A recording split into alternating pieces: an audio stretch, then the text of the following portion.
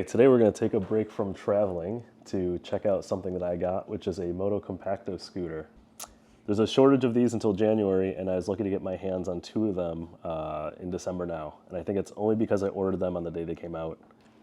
Aside from traveling, I'm actually a very big Honda fan, so I was really excited to get my hands on one of these. And if you don't know what the Motocompacto is, it's actually, the original is this small gas scooter that shipped with the Honda City. And the Honda City was this vehicle released in Japan that was supposed to be this tiny car for driving around the city. And the idea was that parking spots were far away. And so what they did was they shipped this small motorcycle that basically folded up and went in the back of this Honda City to get you from the parking lot to your job, which might be like 6 or 7 blocks away. And so the idea was to make this small stopgap to basically prevent people from having to walk. As far as I know, I don't think the concept was super successful, and it kind of died off in the 80s. However, Honda decided to reboot the whole thing and ship it now as an electric scooter, which fits in the size, or it's the form factor of a briefcase. City! City! Honda, Honda, Honda, Honda. City! Honda, Honda, Honda, Honda. It will catch your eye in the city. City はニュースに溢れてる. I've been waiting so long to do this. Here we are. It says Honda when you open it up. And we can see the scooter packed nicely inside with actually very minimal packaging. There's only a bit of styrofoam in the corners and in the bottom here. So let's pull it out.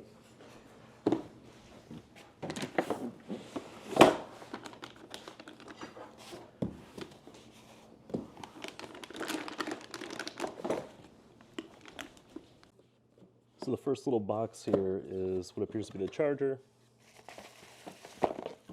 which looks like is the exact same shape and form as the actual scooter, which you can see right here. Which is kind of fun. So here it is in all its glory. It's actually quite a bit heavy. It's supposed to be 41 pounds, but that's actually a pretty significant weight to lug around.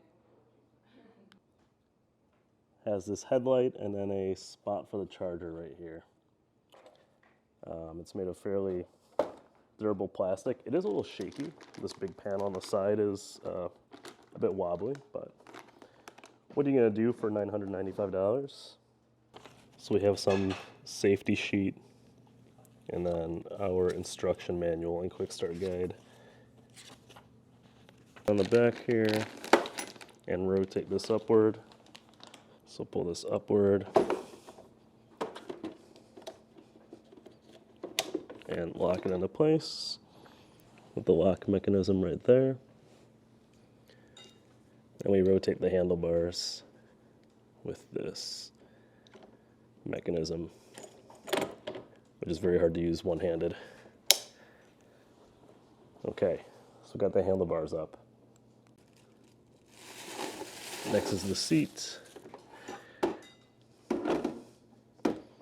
which has this piece which folds out and upward.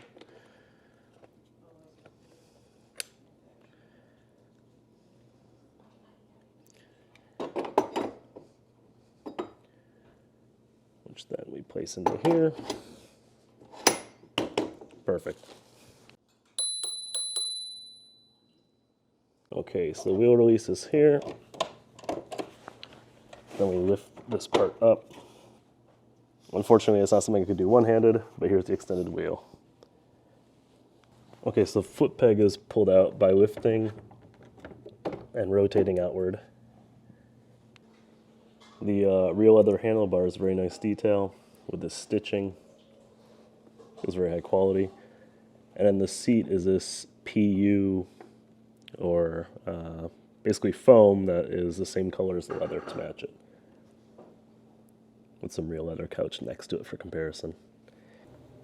And then you charge it by taking out this front plug here and plugging in the charger.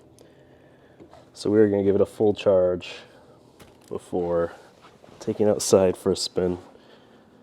And now next step is actually just to turn it on and try it out.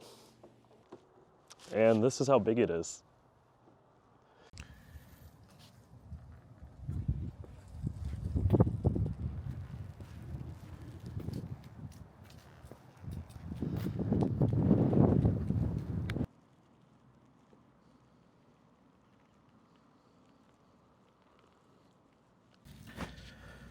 I tried to go for a ride, but didn't want to move. There is this flashing lock sign, which is the motor lock indicator. I could find no information on it. Okay, so I figured out the error is actually the wheel release lever. So what we have here, you have to pull the wheel out,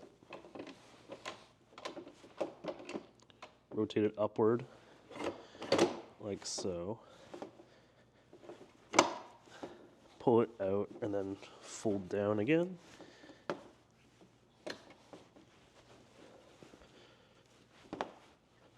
Something kind of like that. Let's see if the error's gone away. Yep, so we have no more flashing lock error. So now I think we can actually try it out. So let's give it a spin. There's two modes. Mode 1, which seems to give you a rolling start before hitting the throttle with a maximum speed of 10 miles per hour, 16 kilometers per hour. Mode 2 just gets up and goes with a max speed of 15 miles per hour or 24 kilometers per hour. We'll try them both out. Unfortunately, it is a bit snowy and windy. Not ideal for testing your first Motocompacto, but let's go. All right, so we got to bring it up to, we're in mode 1. We have to bring it up to 1 mile per hour rolling. Oh, and there we go. All right. She's zippy. Oh, damn, this is really fun. And this is only with a top speed of 10 miles per hour. Now we're gonna double tap. Switch to mode 2 and let her rip her magoo. So now we're getting up to a top speed of 15 miles per hour on a wet road with snow. Recommend wearing a helmet while doing this. I don't have a helmet.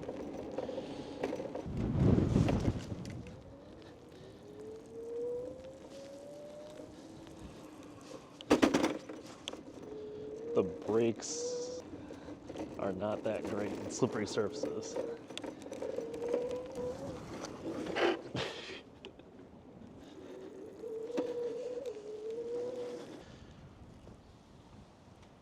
I mean, this thing is just beautiful.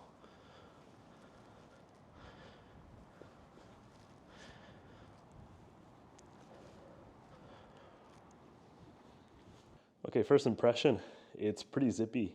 It is a bit faster than I thought it would be, but overall, really fun to ride, especially if the surface is super wet, kind of like it is today. It slides around a lot, which, you know, for better or worse, if you enjoy that, it's fun. If not, then probably not the right option for you.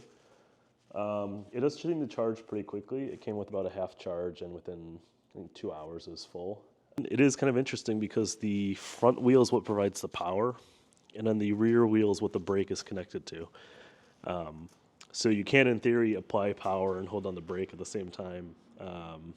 Or I found it's kind of fun that you can apply the power while stationary, so you can make the wheel start spinning and then let go, and you kind of fly along. But overall, really fun. I'm really pleased with the overall result. The only thing I would change is I'm about 6 feet tall, or 183 centimeters tall. And this is the max height of the handlebar, which you can see is not very high, which I can show with someone of my statures, like sitting on it outside. But the seat nor the handlebars are adjustable, and so you do ride fairly low to the ground. Of course, the idea is that this thing is fairly portable, and so I think that was sacrificed, ergonomics were sacrificed with that intent. I would like it to ride a bit taller, but that's just me personally. So you can see I'm about 6 foot tall. I'm pretty big next to this thing, but this is how it looks sitting down. It's comfortable. Like I said, I would just prefer it maybe to be the handlebars to be a bit higher and the seat just to be a bit higher up, but overall, I think it would be comfortable for a long distance ride, or I think the maximum distance is about 15 miles total. So not very long distance. Unfortunately, the build quality doesn't seem to be the best because the wind knocked it over and a crucial piece of the handlebar popped off, and this is the piece responsible for actually locking the handlebars in place for carrying. I tried to super glue it back on, but it popped right off. As you can see, this plastic piece is held in place only by these two little plastic components here, which is surprising to me given that it's supposed to be able to hold the weight of 41 pounds. But we'll try and fix that.